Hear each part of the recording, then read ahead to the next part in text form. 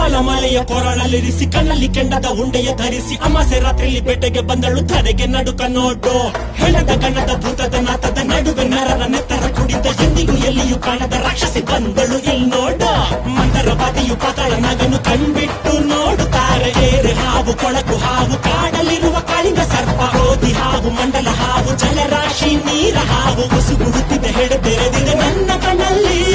ಸುಂಟರ ಗಾಳಿ ಹಂಗೆ ಬಂದವಳು ಸಂಹಾರ ಮಾಡೋ ಶೂಲ ತಂದವಳು ಹೇ ಗಂಡು ಹೆಣ್ಣು ಸೇರಿ ಬಂದವಳು